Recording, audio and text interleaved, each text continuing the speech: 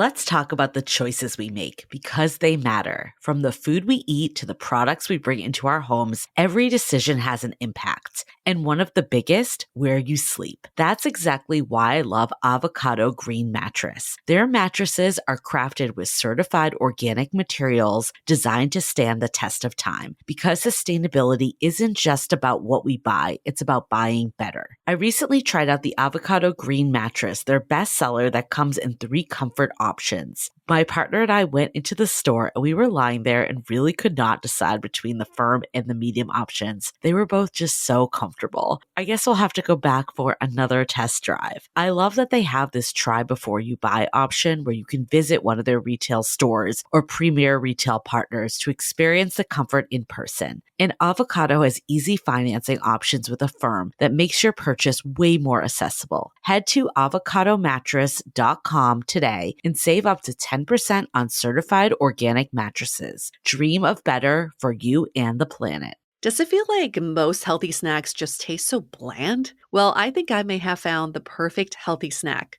Washington Red Raspberries. They're a clean, simple, and seriously delicious way to add more nutrients to your day. So get this, they're American grown, picked at peak ripeness, and frozen within hours to lock in nutrients like fiber, antioxidants, and vitamin C. And I love to toss them in a smoothie or yogurt for breakfast or eat them as a healthy treat throughout the day. Grown with care by American farmers in Washington state, frozen Washington Red Raspberries are one of the best kept secrets in the freezer aisle. Make sure to always check the label for American grown frozen raspberries. Want to discover new ways to use American frozen red raspberries and get more details on where you can grab a bag of these delicious berries? Go to redraz.org. That's redrazz.org. You'll find recipes, healthy tips, retail locations, and everything you need to make frozen Washington Red Raspberries a regular part of your routine.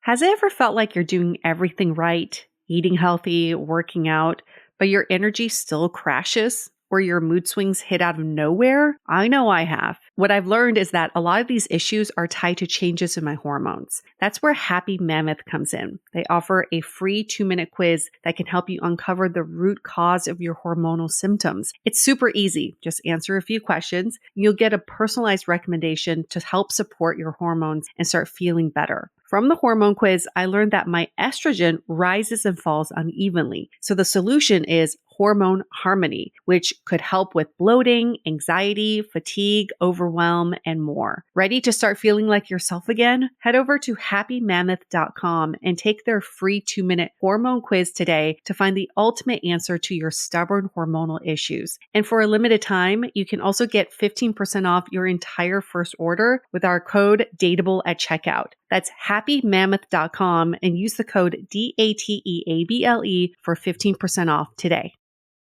Hi, I'm Yue Xu. And I'm Julie Kraftchick. We're active daters turned dating insiders. Here to dive into everything modern dating and relationships. Welcome to Dateable.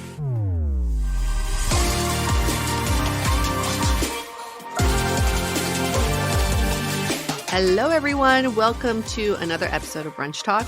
I feel like it's been a minute since I had to dive into some questions today. And if you're listening to this, remember, we do this live on YouTube. So if you just happen to be on YouTube and you want to see our faces, that's where you go.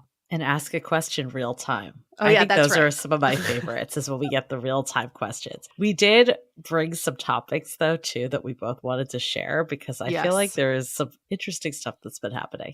Oh, yeah? Do you want to go first? I feel like I definitely made that seem way more interesting than it is. Oh, okay. I mean, it's not really related to me, but I think I found this interesting. Is a friend of mine who is married.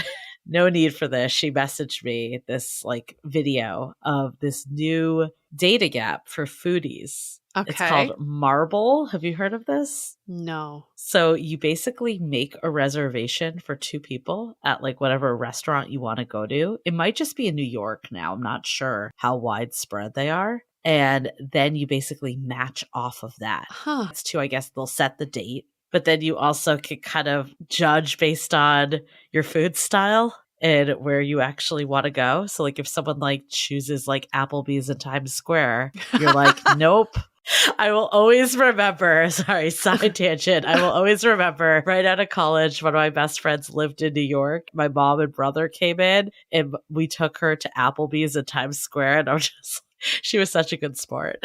At least it wasn't Bubba Gump. I don't know. Actually, maybe Applebee's is worse. I don't know. It's worse. Well, that's very sweet of you guys taking her out. So I guess I'm not completely understanding. You see other people's reservation choices? So you see their reservation. I had to watch the video to understand. I would love to talk to someone there. But you basically see the reservation for two, and then you start to match. Like if you're like, oh, I'm down for that, you can like say, and then obviously the person that booked it has to like accept you too. I'm not sure what the mechanism is 100%. Oh. But it basically, you don't chat until like the date of where you're going and when you're going is kind of approved on both of your parts. So you're truly leading with your foodie side. I want to go to this restaurant and I've been meaning to check it out. And I'm going to go check it out with a stranger and see who's there. I mean, it's yes, but I'm sure like also when you get the match in, I'm sure you're like, is this someone I want to go on a date with there, right? Yeah. It's not like I just want to go to this place because I could go with my friends, but it kind of takes out the guesswork, I guess, of finding the date to begin with, and then clearly like matching also on food taste, which is something that no other dating app can account for at all outside of conversation. It is similar to 500 Brunches in some regard. You have a time and place. Yes. There's food involved. 500 Brunches, for anyone new, is actually the company that I started and how UA and I met. And oh my God, I just am going back to, we did one of our book events recently at the Battery, and this whole group of people like were friends from 500 Brunches that came. And I just changed lives. I couldn't get over that. They were like, yeah, we met there and we're like really good friends now. And I'm like, wow. But that was you basically, you got this email and it was like, you've been invited to this group that's similar interests. Like it didn't really go into what they were. Sometimes we did, but most of the times they were general. And it was like, you were matched. Do you want to go to X restaurant on X date? So I guess like some of it is based on like, do you like the vibe of this place and the food? And are you free? So that's part of it. I think the difference here though, with 500 Brunches, you were like 8 people. It wasn't centered around dating. Yeah. This is like, okay, I need to like really decide, do I want to be at a dinner table with this person? That's so tough. Oh, I don't know. I mean, as a foodie, I love this idea, but what I don't like about it is it's the first date, because I don't know about you, Yue, but I feel like I got trapped at some dinners before, and I kind of made that like pledge that I was like, I'm not going to do a first date at a dinner. And I don't want to play the whole like, who's paying for this game. game. And if you're doing like foodie choices, it's probably expensive. It's expensive. I'm not trying to go to some like Michelin star restaurant with a stranger. Or maybe there is a subset of people out there that are. I don't know. But I do think I'm curious how this takes off. And I don't know. Again, I haven't dug into this that much, but my friend that sent it was like this food influencer that I have heard of before that was like promoting it. And he's like big in New York City. So I'm guessing it's like New York, and I don't know where else it is, but I'm really curious, like if it takes off, if this is like something that people do, because I do think that barrier of like the first date being a dinner is a lot. It's a lot. I think it could be good to incentivize those hard to get reservations, right? If I guess like I've been dying to go to this restaurant. Can you get reservations and this person is going, might as well take up this opportunity. I would still have to really like them at least. But how do you know if you like them? You don't know. Yeah, the That's whole vetting process is a little hard. I think I've been burnt too many times on a dinner date that I would rather just take my chance and get a reservation on my own. Yeah, and go with a friend. Yeah. Or go by yourself. I don't know. I know all my foodie friends go to restaurants by themselves because they can enjoy the meal better. So my fiance used to do that. He would go because he's such a foodie. He loves tasting menus, loves it. He's up-leveled my foodie experience. But he would go solo on his birthday. And his best friend is like, why didn't you ever invite me? I would have gone with you. I mean, my friend Jamie, our friend Jamie, Yeah. same way. Such a foodie. She says for the restaurants she really wants to go to, she wants to go by herself because she thinks the talking is distracting her from tasting the food. And she can Interesting. fully enjoy herself. She can order whatever she wants. There's no sharing. I don't know. A true So I foodie. think good, I mean, everyone has their merit of being solo. I see her point, but I also think a good company could enhance that. Also being solo could enhance it, but bad company would definitely make yes. I would 100% rather be solo than bad company. Right. Yeah. There's a lot of risk. Yeah. with going with a stranger. I think that dropping like a lot of money on a first date with a stranger. I mean, maybe if you're like new to a city and you're just trying to like meet people and you have like no one to hang out with, I could kind of see it. I might attract people like that. Sure. Yeah.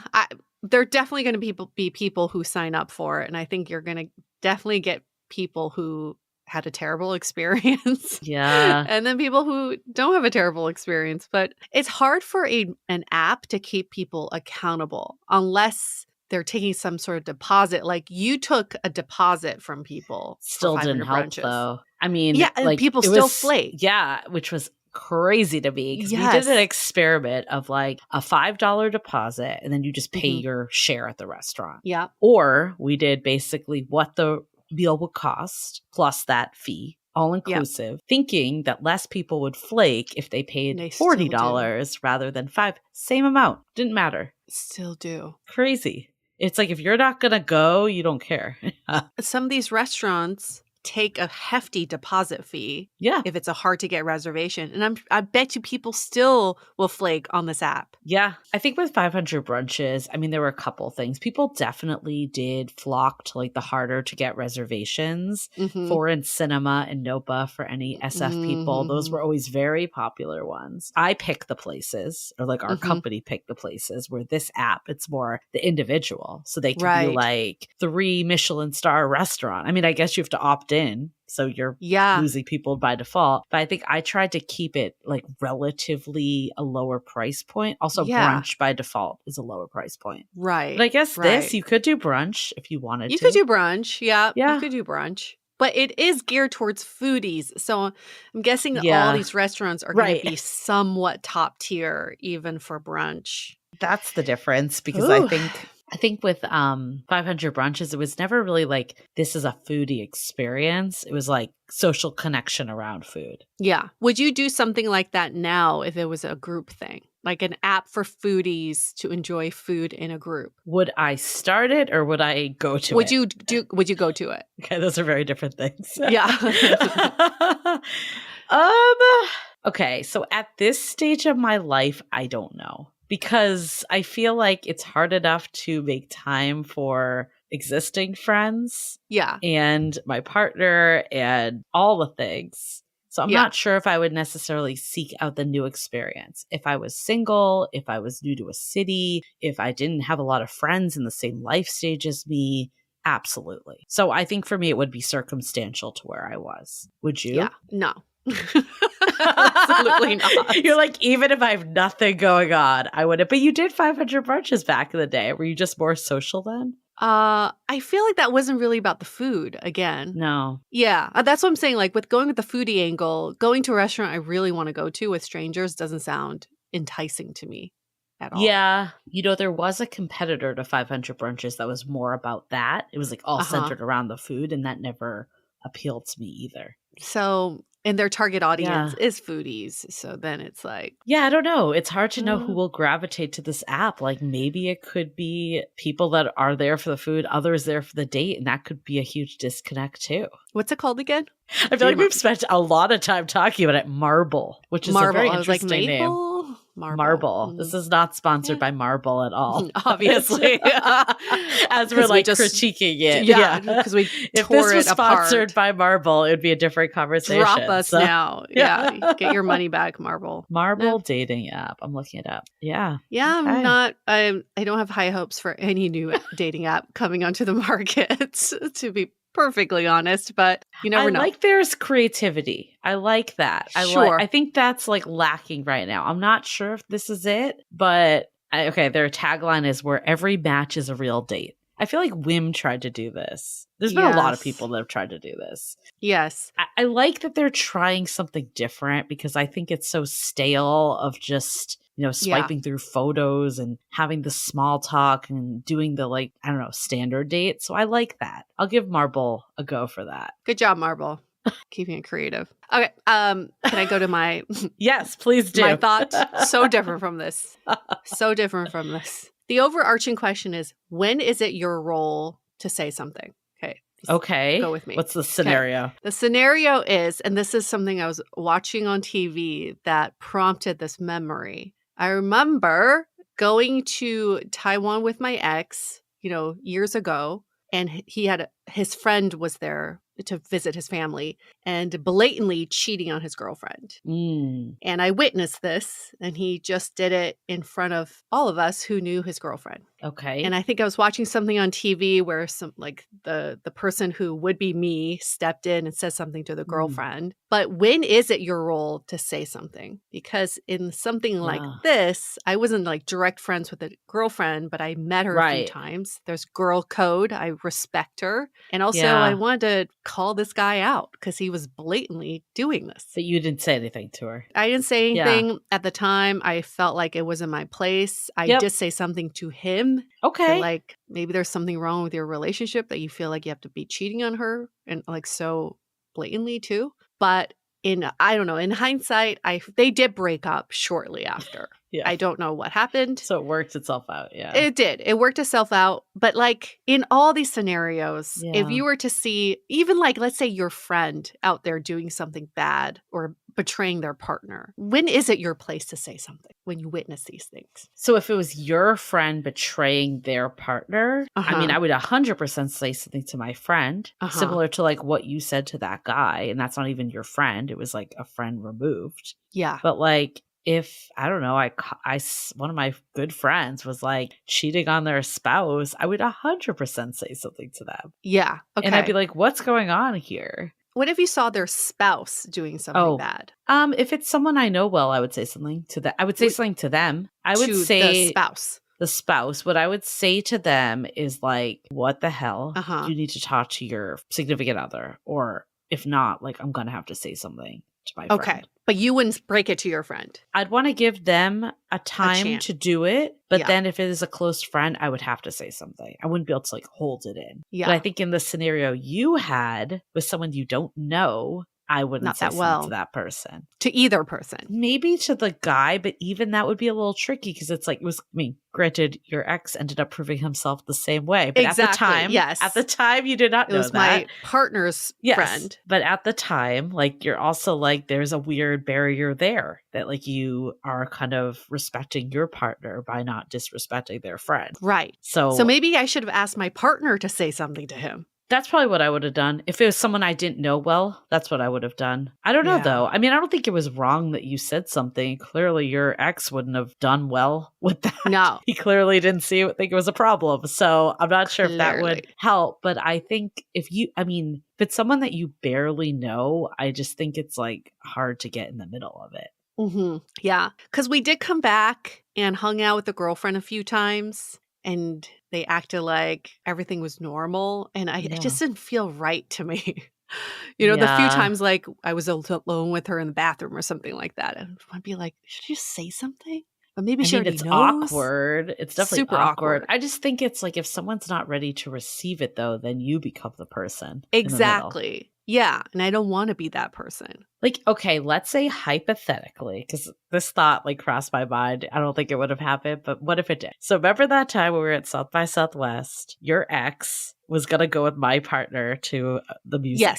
Yes. And I was like, this isn't going to really work, but whatever. If they want to do it, they should do it. So hypothetically, what if they had gone together? They didn't end up going together. But what if they had gone together and my partner is deep watching music? So that's why they shouldn't have gone together in the first place because they wouldn't have had fun. And your partner was out there trying to hit on girls. Yes. And I feel like that could have happened in theory. Yeah. And then like it would have been super awkward. Like he probably would have told me. Yeah. And then I would have had to tell you. Or I would Would have you had to have? say I would have had to say something to him to come clean, and then if he didn't by a certain time, I would have had to say something to you. You would have said something. Yeah, because you're Yeah, like I don't one of know. my best friends. Like, I think if it was like a rando girl I met 2 times, that's very different to me. But I guess it then becomes like he said, right? Like my ex could have been like, I saw friends I knew.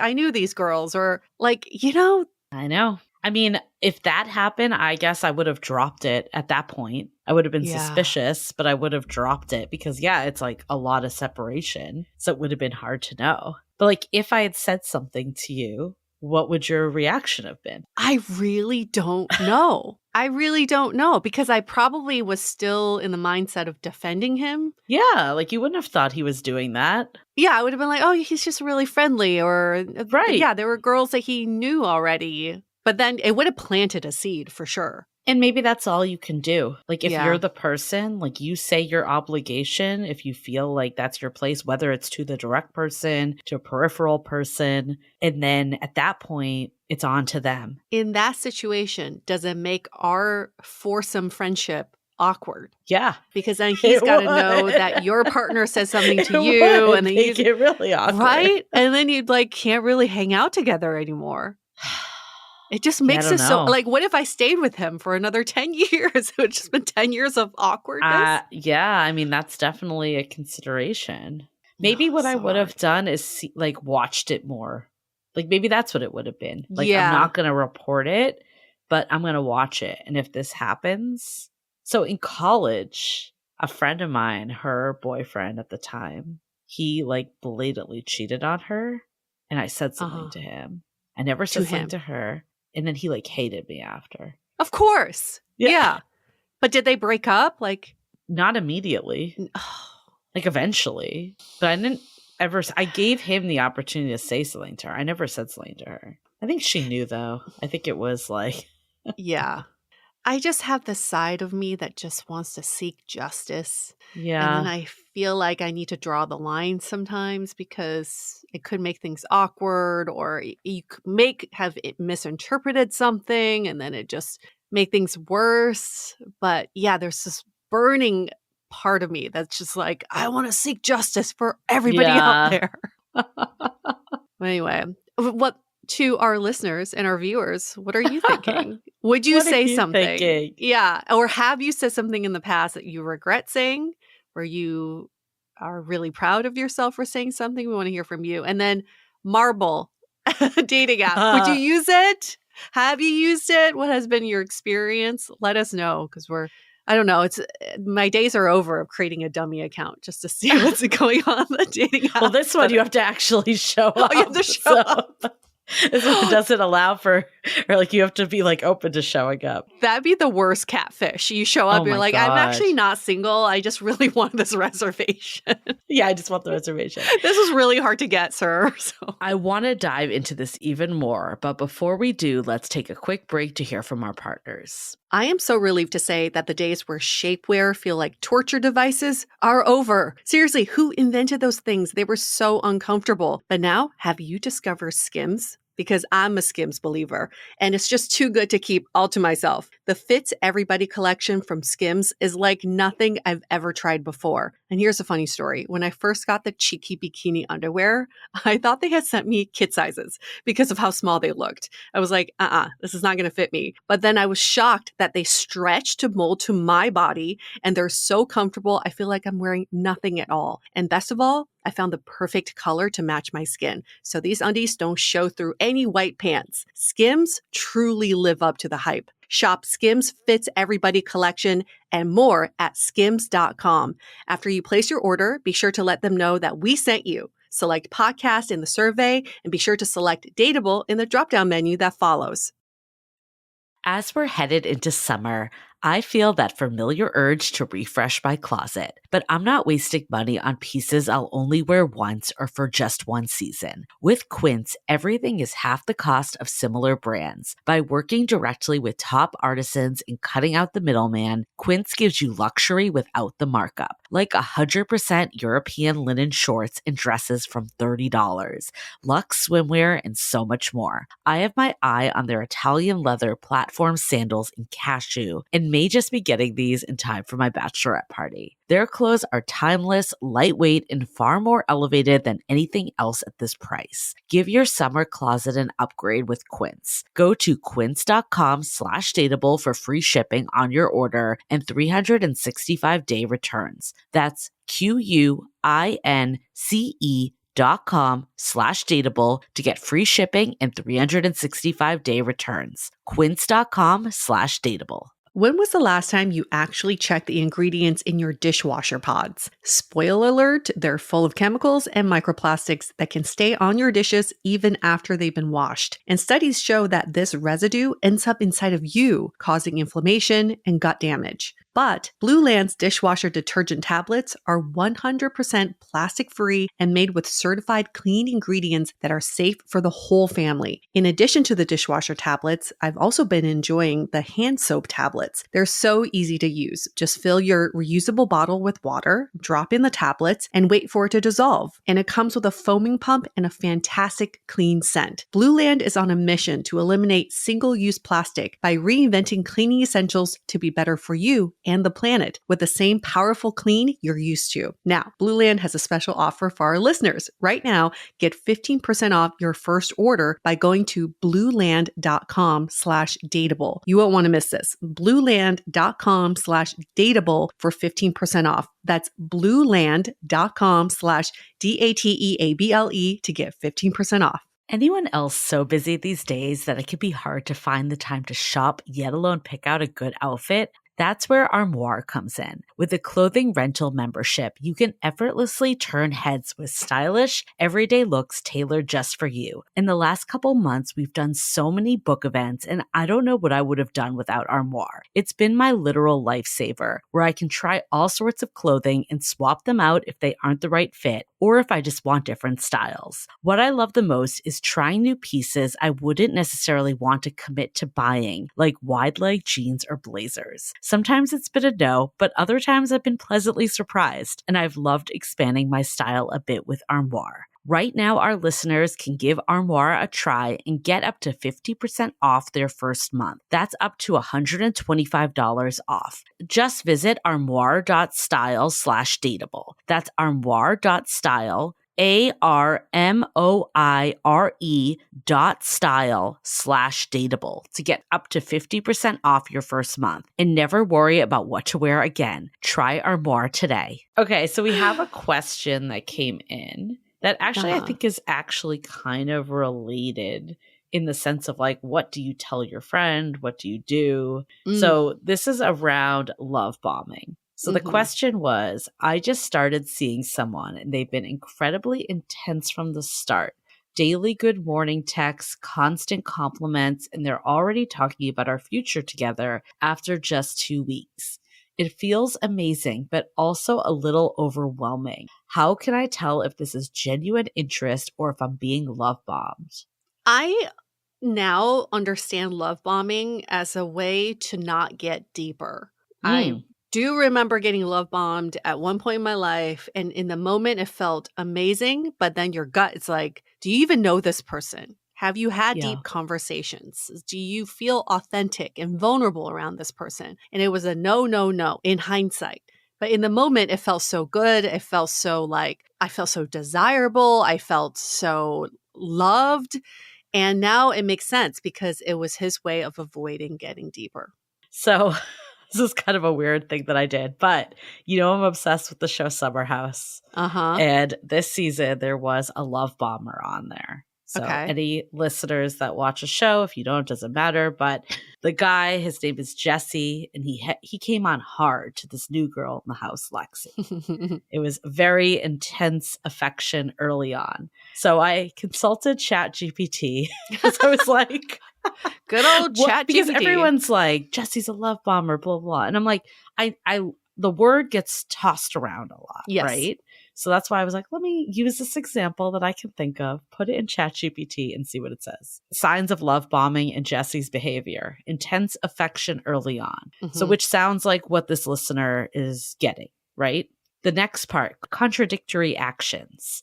So He basically flirted with other cast members and people in the house, even though he's telling this girl that he's like in love with her. The next one, gaslighting and deflection. When confronted, he deflected the blame. And then emotional exhaustion. Lexi describes feeling drained and isolated in their relationship, stating, I feel like the light in me is slowly dying because I'm exhausted from teaching you. So I guess the reason why I pull this up is like, I think for this listener of like, is this genuine interest or if I'm being love bombed?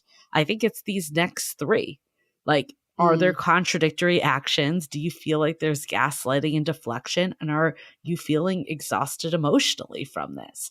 If the answer is no, then it could just be genuine interest because people do move at different paces. But if you're feeling like the negative effects of the bombing of the love, then that is reason to pause and, like Lexi did in the show, say goodbye. But what was the final straw? I mean, I think a lot of it was the gaslighting and deflection and then also the contradictory actions. Like when someone's telling you they are really into you and like going over the top, but then like not showing it through their actions, like you feel the disconnect. Yeah. So I think that's a big piece of it. And then, like when you're getting blamed for everything and it feels like it's never like their fault. I think it's just signs of them not being a good partner. I think with love bombing, I hate to use like the narcissistic stuff because everyone throws this around so much. That's where love bombing originated, right? Is that it came from like more control. So I think if it's like interest versus control, I think you could see the difference there. Yeah, because a textbook love bomber does everything on their terms when they're love bombing you. Right. So they're giving you gifts that they like. They are doing nice things for you that they decided to do. It wasn't a conversation with you or them getting to know you.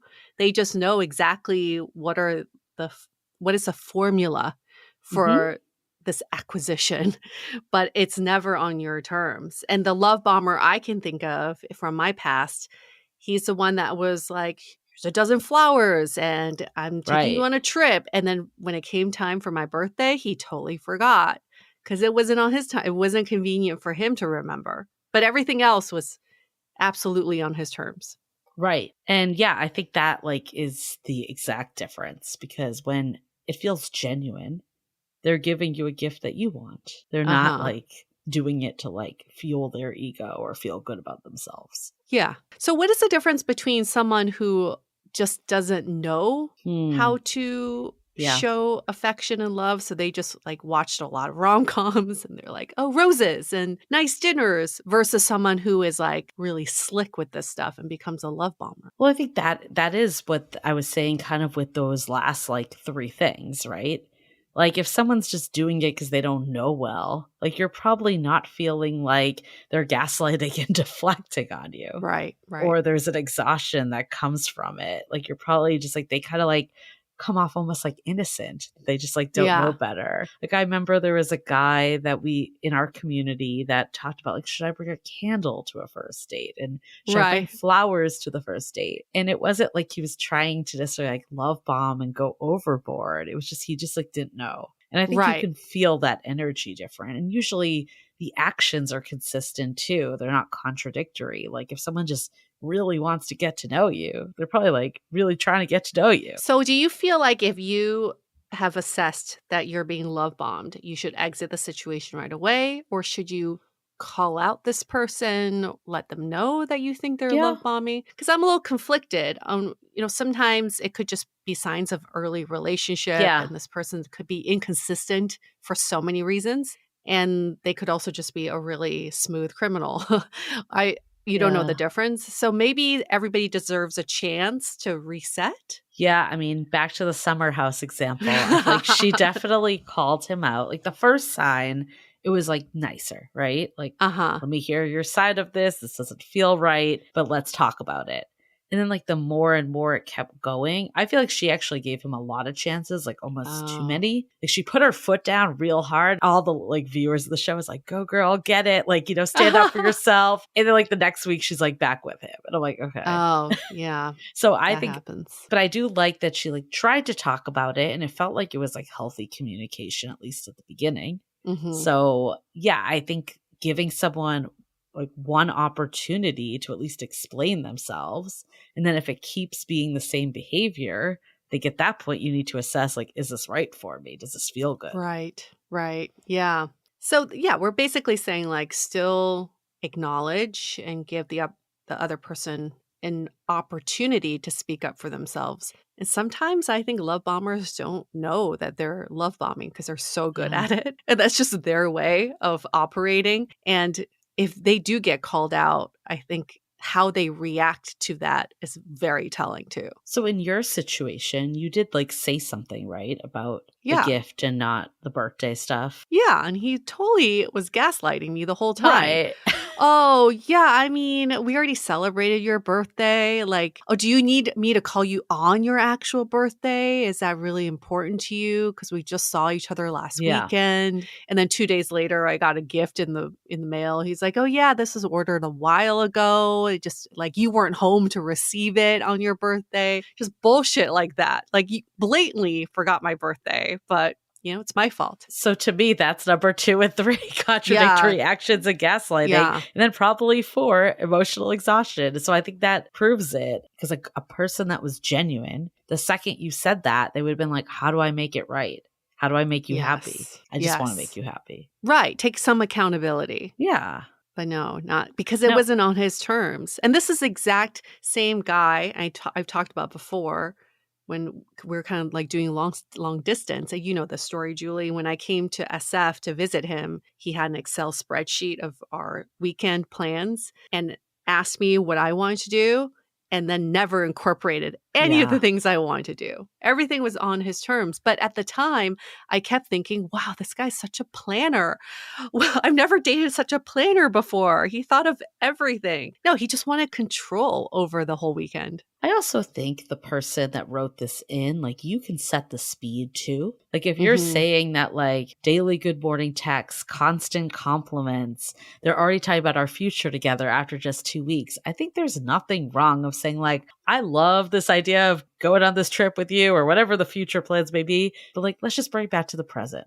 Yeah. There's nothing wrong with slowing it down a little. And even like the compliments, like, hey, feels great to hear this, but like it almost feels excessive that I think it would maybe be more meaningful if I got less is more, like whatever Yeah. it is that you need to say. And then how they react to that will show you, do the contradictory actions and gaslighting and emotional exhaustion come out from it. So, on the flip side of all of this, because we have to caveat this too, you have to recognize also the difference between you being love bombed versus Yeah. being with the person who's good for you. Well, that's true. Yes. I watched this comedian and his whole shtick was about how you never miss your crazy ex-girlfriend until you're with a well-adjusted nice girlfriend.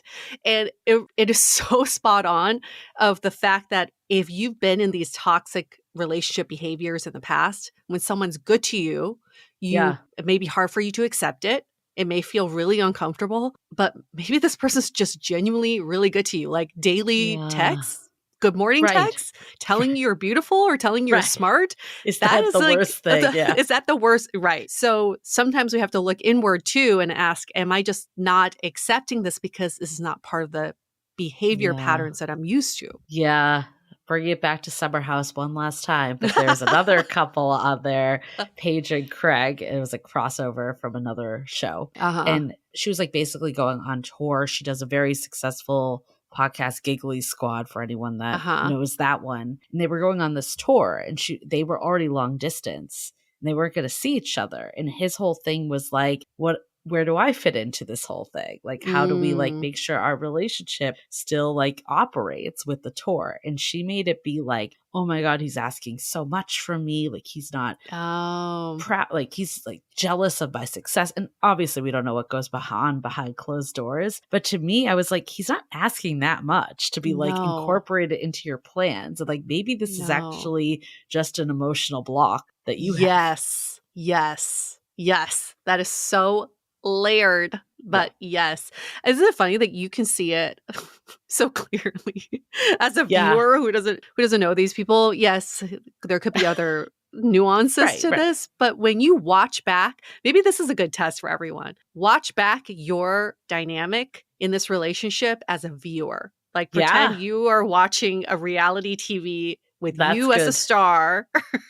Yeah. How would you interpret this situation as a viewer? Well, that's what I think, the putting it onto people we don't know. Because even like Yes. if a listener asks us for advice or something, I'll always be like, how do I say this in a way that like helps them and all this? It's like these Yes. people, we know they're not listening. So we can say whatever we want about them. How do you know Paige is not listening?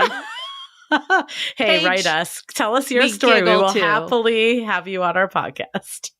Congrats on the book. Yeah. Congrats on the tour. We Yeah. giggle too. We giggle with you.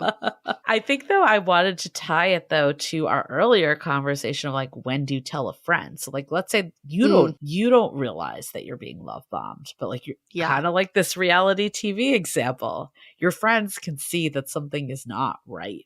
Do you tell Yes. them? Because then I think that has opened conversations like, oh, they're just jealous of our relationship, all of that stuff. I wouldn't say anything. Nope. Nope. Nope. Unless they asked me. Unless the friend was like, Yeah. do you think there's something weird going on here? Or are we moving too fast? I might give some sort of opinion. But if it's unsolicited, I've learned to just shut my mouth. Yeah. I mean, it's hard because people do move at different paces, and like Yeah. something for you might feel very fast. And for Sure. them, it doesn't. So maybe, yeah, that is the answer, that like, unless they're coming to you saying like something feels off. But what if Yeah. you just get bad vibes about the person? Because I've done this before and I'm not sure if I regret it or I'm glad I did it, of like sitting down and telling your friend, because at the time it was really bad. But I'm like kind of glad I spoke my piece in a way. But then also for years I was like, I overstepped, and I'm not quite sure like what the right mode is. I still feel like people need to go through their own journeys and learn their own Yeah. lessons.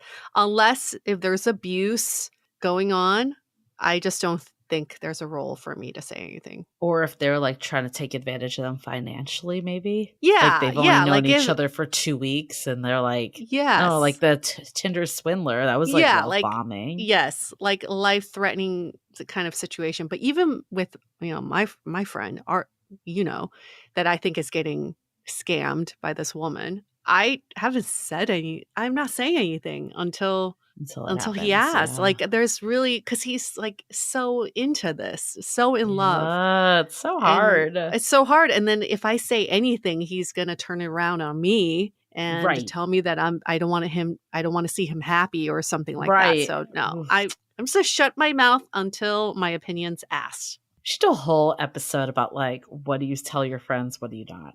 We will. Okay. Let's do it. Cool. We should do a would you rather on that. Yeah, that's Yeah. a good one. Okay. Okay, we'll save that. Good. This Good. was fun. I'm glad we were able to unpack a lot this episode. And yeah, if you're feeling like you're love bombed, we also have a chapter in our book. It's in the Investing Appropriately chapter, but there's a section around love bombing specifically. And like, are you getting love bombed? At first I was like, what are you doing? And then I see I'm molesting her book. Yeah, but like you're doing it in like a very odd angle. I'm molesting the book. It's like, is you okay? Your hands are getting very Having a stroke? No, just fondling her book. For our listeners not on YouTube, she is pointing to the how to be dateable sign in the background. But yes, if you are someone that's like, what's the difference of someone not giving enough investment versus too much investment? We cover it all in this chapter. We even have an episode 2 on love bombing that we did with Dr. Diane a while back. So feel free to go to that also. We'll reference it in the show notes. So you can always just type in dateable love bombing and it will come out. Perfect. Get your questions in. We'll answer them. And if you leave us a rating and review in Apple Podcasts or Spotify, 5 stars, please. And in the body of your review, you ask the question there. We'll bump it up to the top of the list and we'll make sure to answer it as fast as humanly possible. All right. We'll see you next week. Bye.